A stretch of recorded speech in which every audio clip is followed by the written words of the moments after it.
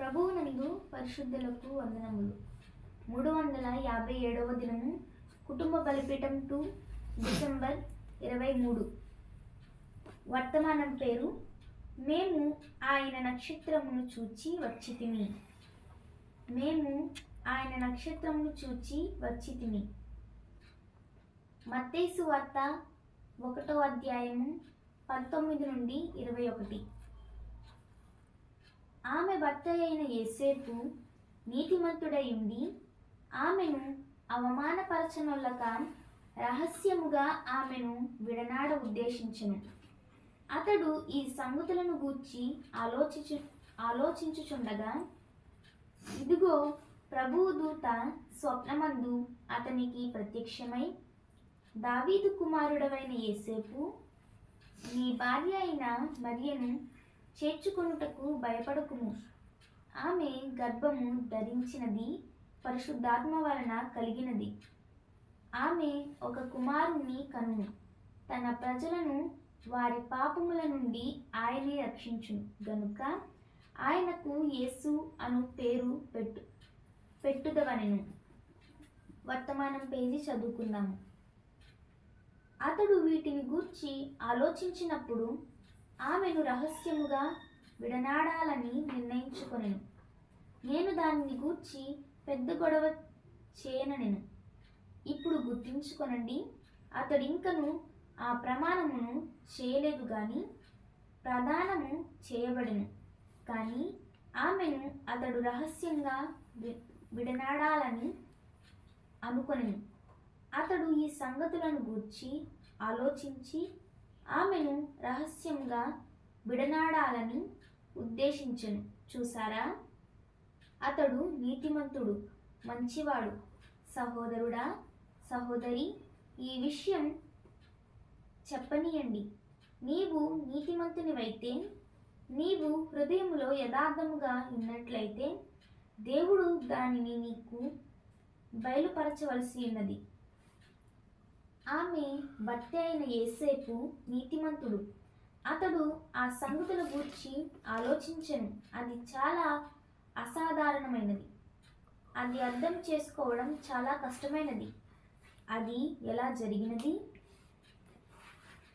నిస్సందేహంగా అతడు దానిని గూర్చి ప్రార్థించి లేఖనములు ధ్యానించి ఉంటాడు.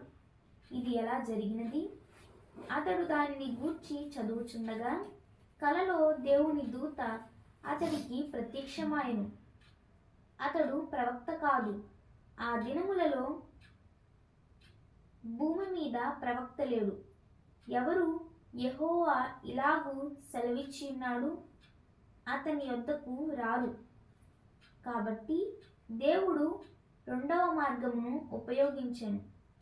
ఆ విధంగా దేవుడు ఆ మనిషికి కలను ఇచ్చి దాని ద్వారా తన కుమారుణ్ణి క్షేమంగా ఉంచెను. అతడు తన కుమారుణ్ణి ఐగుప్తునకు పంపి అక్కడ దాచెను. యూదులు వేరొక మార్గమున వెళ్ళిపోయారు. ఆ దేశంలో ప్రవక్త లేడు కాబట్టి కల అనే ద్వితీయ మార్గమును ఉపయోగించెను. కొందరు దీర్ఘదర్శులుగా యుండుటకు జన్మించలేదు గాని వారు మంచివారు. అతడు దేవుడు ఆచేతన స్థితిలో వారిని దర్శించి తన్ను తాను బయలుపరచుకొనెను. నిన్ను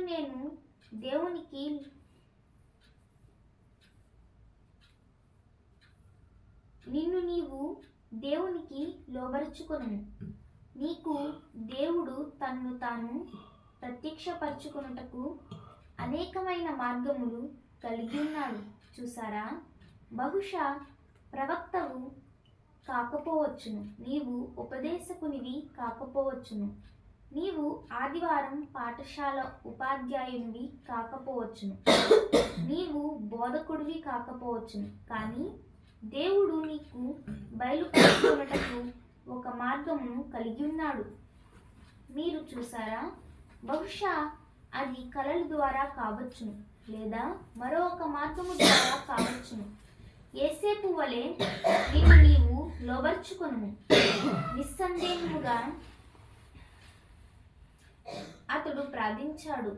ఓ గొప్ప యెహోవా దేవా, నేను దావీదు వంశం నుండి వచ్చాను. నేను నీతిమంతుడను. నీవు చెప్పినది సత్యమని నేను నమ్ముచున్నాను.